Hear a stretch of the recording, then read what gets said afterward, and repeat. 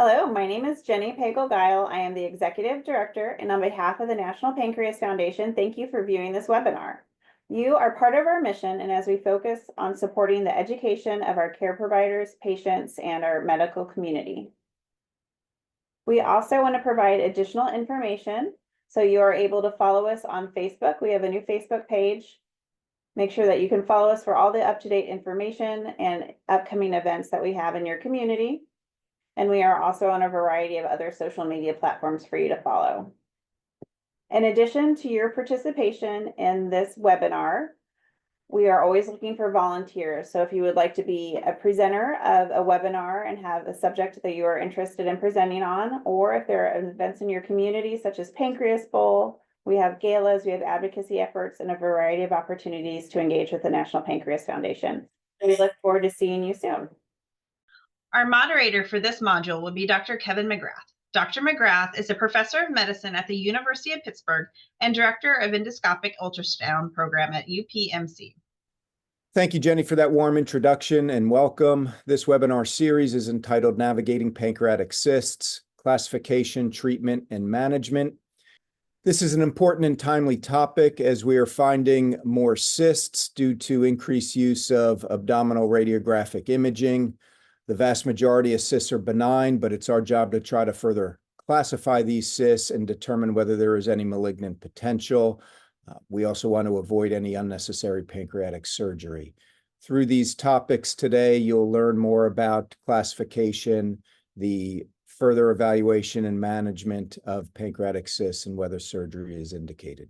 So with that, our three speakers are all advanced endoscopists here at the University of Pittsburgh Medical Center. All three have been trained in advanced endoscopy and have received specialized training in EUS and ERCP at UPMC. Their research and clinical interests are related to pancreaticobiliary endoscopy and pancreaticobiliary malignancies, along with acute and chronic pancreatitis and pancreatic cystic lesions. Our first speaker will be Dr. Stephanie Romutis, who will kick off the series. This will be an introduction to pancreatic cystic lesions. She'll talk about the different types, categories, epidemiology, and clinical presentation. Steph specializes in pancreaticobiliary disease and is a clinical assistant professor of medicine here at the University of Pittsburgh Medical Center, and also a staff physician at our Pittsburgh VA hospital. Well, thank you, Dr. McGrath, for that introduction, and thank you for the opportunity to share some of this information in regards to pancreatic cysts. As Dr. McGrath mentioned, my name is Stephanie Romutis. I'm one of the clinical faculty members at the University of Pittsburgh Medical Center, as well as the VA Medical Center, specializing in pancreaticobiliary disease. And it's my pleasure today to start delving into the topic of pancreatic cysts with you all. Specifically, we will touch on not only how these cysts tend to present, but also how we further subclassify these cystic lesions and how those classifications then have implications for what we do with these cysts moving forward. I have no conflicts of interest or any financial disclosures pertaining to the material of today's talk. And more specifically, as we go through things together today, we're going to touch on how these cystic lesions present, what are common clinical scenarios where these may arise, what the prevalence of these cystic lesions are within our population, and along with that, what the potential malignancy risk is for certain cyst types, and how that may pertain to what we do from a management perspective. We'll also review the specific cyst subtypes, how they are classified, why they are classified the way that they are, and then review within these specific subtypes, again, specifics in regards to presentation, in regards to some of their cytology and different findings that we may come across, and then again, briefly touch on what this may mean in terms of future management going forward. Picturing ourselves in a clinical scenario that's all too common, we can often see that pancreatic cystic lesions end up being discovered in an incidental manner. Common things that we may sometimes think about: patients who are undergoing imaging for other reasons. Think of things such as your cross-sectional imaging to monitor other diseases such as aortic aneurysms, or perhaps a patient that was in a trauma and ends up in the emergency department getting pan scanned in a trauma perspective. And all of a sudden they're noted to have this area, their spot on their pancreas that's concerning for a cystic lesion. And this harbors to the fact that most of the pancreatic cystic lesions that we encounter are often asymptomatic. Patients don't know that they have them, and in fact, they likely have had these lesions for years before they're even identified or come to light. Now, occasionally cystic lesions will present with symptoms, but a lot of times these symptoms are nonspecific. Patients may complain of things such as nausea or abdominal pain.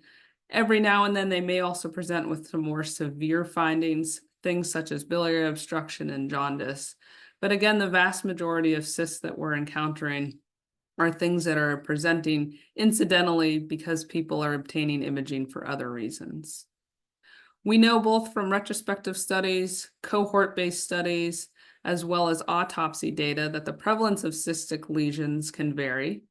Previously, it was thought that the prevalence of cystic lesions within our population was more around the order of 15%. However, more recent studies, both autopsy-based data, as well as a cohort study from Northern Germany that looked at about 1,000 patients undergoing routine MRI as part of a national health maintenance status, noticed that pancreatic cystic lesions can be present in up to 50% of our population. Once a cyst has been identified, there are some recommendations as far as further imaging modalities to better characterize cysts. As you can imagine, sometimes these cysts are picked up on non-contrasted CT scans or sometimes picked up on abdominal ultrasounds obtained for other reasons. But once a suspected cyst has been identified, it is recommended that patients undergo more specific imaging, and with the most preferred modality being an MR abdomen with and without contrast, in addition to MRCP sequencing. Now, these are recommendations based off of the American College of Radiology guidelines, but specifically, they do make note that, of course, not every patient qualifies for MRI scans for various reasons, most commonly things such as implanted cardiac devices or other metallic implants that are preventing safe MRI acquisition. And in those settings, the recommendation is that we obtain either a well-contrasted CT scan that would be a CT abdomen pelvis with intravenous contrast that's pancreas protocol, or if need be, a test that is a bit more invasive, which would be the endoscopic ultrasound, to get a better idea of cyst features as well as size and morphology. And the reason these recommendations for high quality imaging are in place is, again, helping to distinguish what type of cyst we're dealing with, as this has implications for what we're going to do with these cysts moving forward. Once cysts have been identified, we try to classify this cyst further, typically based on histology. And one of the major categories and points of distinguishing cysts that we use is placing cysts in categories as to whether they are mucinous-based cysts versus a non-mucinous-based cyst. And the reason that this distinction is made and why this carries more importance is because there's some concern that mucinous-based cysts may have a higher malignant potential compared to the non-mucinous cystic lesions. Now, we'll review this further as we progress through the talk, because it's not to say that non-mucinous cysts harbor no malignancy risk, but again, there's a concern that mucinous cysts have that higher potential, and therefore that's where this distinction comes from. Within the mucinous cystic category, cystic lesions that we are talking about include things such as intraductal papillary mucinous neoplasms, or IPMNs, and mucinous cystic neoplasms, or NCNs. In the non-mucinous cyst category, we're talking about things such as serous cystadenomas, pancreatic cystic neuroendocrine tumors, solid pseudopapillary tumors, and pancreatic pseudocysts. Of the cysts that we encounter on a day-to-day practice, the vast majority of cysts that are seen and encountered are in fact those mucinous type cysts. So based again off of cohort data as well as retrospective studies, approximately 50% of the cysts that we encounter are either of those IPMN or MCN subtypes. The next most common cystic lesions that we tend to find are either pancreatic pseudocysts or the serous cystadenomas, which account for the next 15 to 25% of cysts that are seen. And distinguishing the type of cyst matters because these can have variable presentations, not only in terms of symptoms, but also variable progression over time. And this will dictate what we do with our cystic lesions in terms of surveillance, management, and potential intervention. It's thought that cystic lesions develop as a result of gene dysregulation within the pancreas. I will say the one caveat to this is that pseudocysts are actually things that arise after an episode of acute pancreatitis and acute pancreatic inflammation.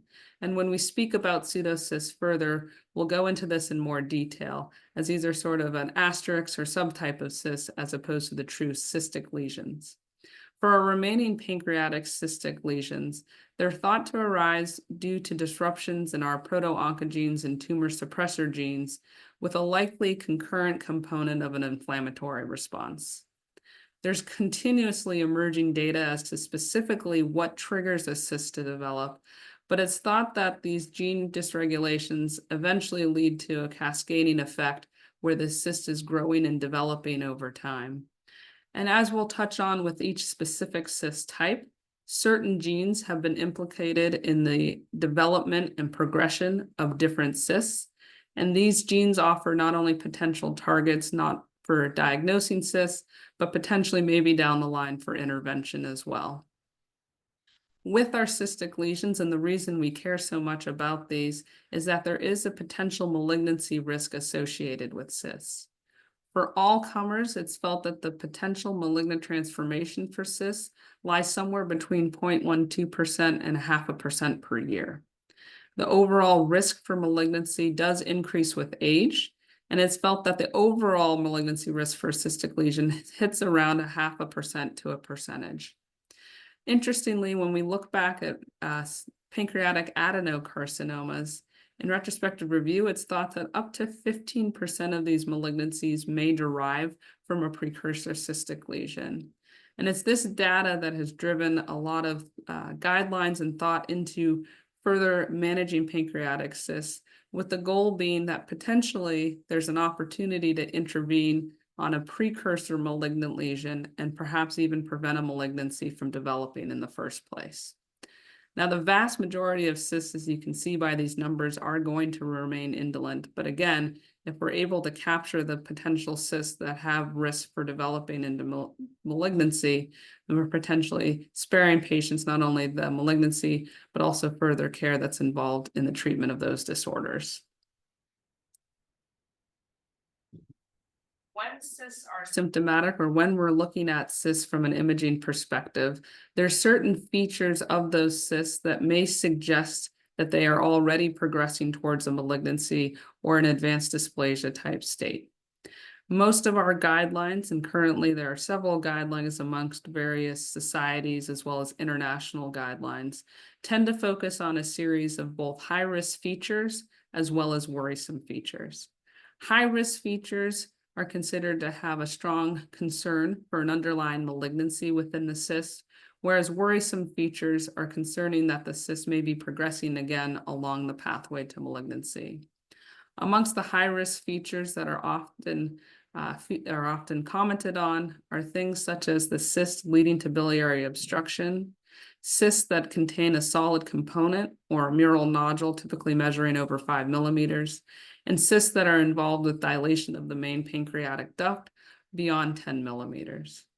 Some of the worrisome features, again, suggestive of maybe advanced dysplasia, include cysts that are leading to acute episodes of pancreatitis, cysts that involve dilation of the main pancreatic duct between 5 and 10 millimeters, cysts that have grown to be greater than 3 centimeters in size, cysts with solid components or mural nodules, although not quite meeting that 5 millimeter cutoff for high-risk stigmata, and then any cyst that's been noted over time to grow beyond 20% or more than 2.5 millimeters in a given year.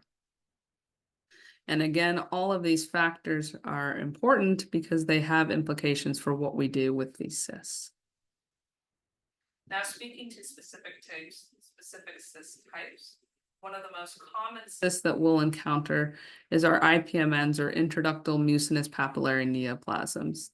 These are a type of mucinous cyst, one of the more common types of cysts that are encountered, and they're further subdivided into categories of branch type, main duct type, and mixed type IPMNs. These are cysts that have a direct communication with the pancreatic ductal system, and as the subcategories imply, where these cysts connect to the main pancreatic duct is where these names derive. So in fitting, cysts that come off of a branch of the main pancreatic duct are fittingly known as the branch duct type. Cysts that involve just the main pancreatic duct with main pancreatic duct dilation are known as the main type, and obviously the mixed type involving a combination of the two. These are cystic lesions that are often encountered anywhere between the 5th and 7th decade of life, although certainly can be seen in younger patients, and their incidence has been seen to increase with age. Cytologically, these cysts are lined by columnar epithelium that produce mucin, and they have an association with both the KRAS and GNAS genes, and mutations within these genes which are thought to lead to these cyst propagations. Radiographically, these cysts can be solitary, but often appear in a multifocal state. One of the more classic presentations that used to be described was this cluster of grapes presentation on imaging, or with the main duct IPMN, you may just see isolated main pancreatic duct dilation. And now, being a mucinous cyst, these cysts are concerning for having a malignancy risk, although that risk for malignancy does vary depending on the cyst subtype. Whereas branch duct IPMNs are thought to carry a malignancy risk anywhere from 1 to 38%, main duct involvement is a much higher concern for progression to malignancy, with the malignancy risk anywhere from 33% to 85%. And these are these common cysts that again are cropping up on imaging, perhaps say a patient who's coming in for a scan for another reason and is noted to have a small cluster of cysts or multifocal cystic lesions along the pancreas. The other type of main mucinous type of cyst that we often see is our cyst known as a mucinous cystic neoplasm. These cysts tend to develop anywhere in the 4th to 6th decade of life and are almost exclusively seen in females. And the reason for that is when we look on cytology, these cysts also are lined by columnar epithelium that produce mucin. However, they then have an additional lining of ovarian stroma. So again, that link to the female population. And unlike IPMNs, these cysts are associated with KRAS mutations only, not with GNAS mutations. When looking at these cysts radiographically, what we typically will see is either a unilocular or a septated lesion, and they may have some faint peripheral calcifications as well. Again, like many of our cystic lesions, these may be asymptomatic, although they have a potential to grow to quite a large size, in which case we may start to see symptoms such as nausea, gastric outlet obstruction, or abdominal discomfort. Now, historically, MCNs were thought to have a much higher malignancy risk with a range anywhere from 10 to 34%, although there's some new recent data that's suggestive that perhaps the malignancy risk is not quite as high. But again, as a mucinous cyst, there is still concern that these lesions could potentially propagate down the line into a full cancer. Moving away from the mucinous cysts, one of the next non-mucinous cysts that we may encounter is something known as a serous cystadenoma. These cystic lesions can appear anywhere between the 4th and 7th decade of life typically, and again, typically will have a higher predominance in the female population. When looking at these cysts cytologically, what we typically will see are cuboidal-based epithelial cells that are glycogen-rich, and in fact, staining for glycogen is often positive for these cysts. And these cysts have been associated with a mutation in VHL. Radiographically, these cysts have a pathognomonic presentation of this microcystic lesion that has a honeycomb type appearance and a central scar. Although I will note that that central scar is only present in about 30% of lesions. It's felt that serous cystadenomas do not harbor a risk for malignancy, and in fact, most papers and guidelines will cite the malignancy risk for a serous cystadenoma at around 0%. But these cysts, like our other cystic lesions, do have the potential to grow in size and may lead to symptoms due to regional effects from a larger cyst. Again, things such as nausea, gastric outlet obstruction, or perhaps even abdominal discomfort. There have been some rare studies that suggest that there may be some metastatic potential in certain SCAs, although those studies were a bit mixed in terms of whether it was truly just a serous cystadenoma that had been propagating, or perhaps it's a different subtype of cyst. And so overall, it's felt that when these types of cysts are encountered, they are treated as though they do not have a malignancy risk. And again, that has some bearing on what we do with these cysts moving forward. The next type of cyst that may be encountered is what we call our pancreatic cystic neuroendocrine tumors. These cysts may develop anywhere between the 3rd and 5th decade of life, although may be seen again in earlier or older years as well. And there's an equal distribution amongst genders for these types of cystic lesions. About 10% of pancreatic cystic neuroendocrine tumors will arise in patients with the MEN1 syndrome. And that's fitting that when we look at these cystic lesions under cytology, they have an association with the MEN1 gene. Looking at these cysts, they comprise of round cells that are loosely cohesive clusters, and they often have chromatin-containing nuclei. Radiographically, these cysts often have thick enhancing walls, and about 80% of these cysts are actually able to be picked up on somatostatin receptor-based scans, so things such as a dotatate PET scan or an octreotide PET scan.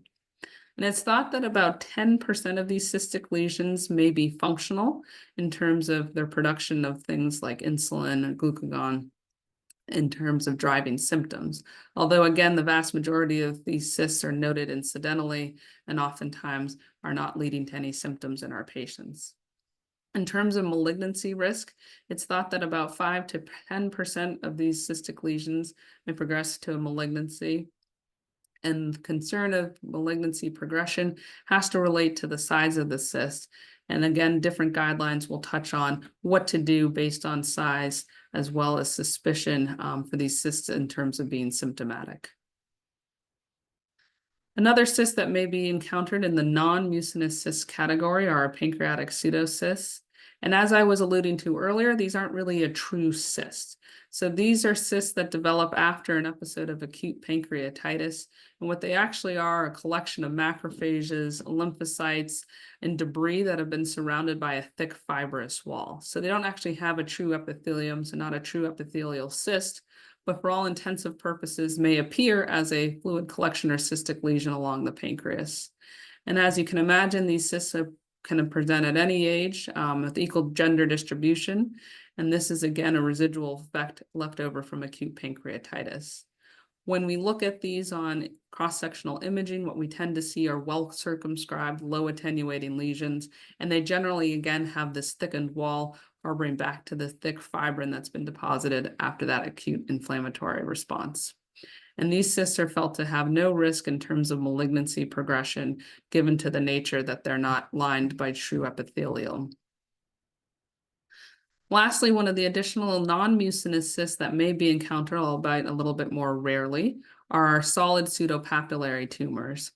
These cystic lesions tend to be in predominantly female population. In fact, over 90% of them are noted in women. And this tends to occur earlier in life, around the 20s to 30s. Oftentimes, due to their size, they may present with abdominal discomfort. But again, these also are noted incidentally in many situations.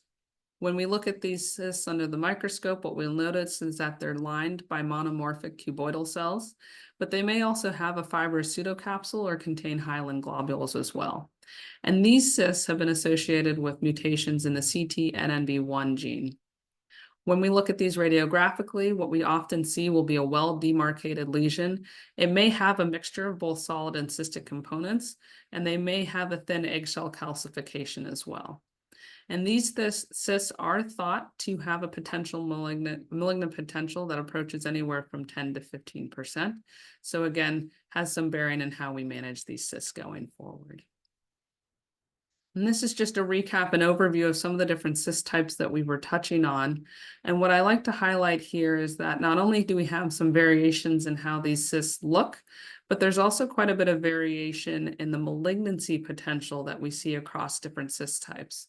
So things such as pancreatic pseudocysts or serocystadenomas are felt not to carry any malignant potential, whereas some of our mucinous cystic lesions, particularly main duct IPMNs, are thought to carry a much higher risk for malignancy. And the reason that I highlight this is that there are guidelines that exist that my colleagues will speak to further in terms of how we manage cysts and what we do moving forward. And a lot of those guidelines and recommendations are based off of this potential for cysts to either develop into a malignancy or not.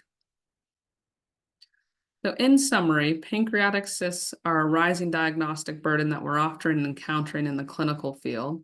We often are finding these cyst lesions incidentally due to the increase in cross-sectional imaging that's being obtained for other reasons. And given that these cysts are being discovered more and more frequently, we're now left with a dilemma of what to do about them going forward. To help make our decisions in regards to that, we classify our cysts into different types, particularly distinguishing as to whether or not we think this is a mucinous cyst versus a non-mucinous cyst. And again, that's getting to the point that different types of cysts harbor different malignancy risk, and that is going to have a bearing on whether or not we survey these cysts moving forward, if they potentially will need any type of surgical intervention, or perhaps maybe an ablative therapy.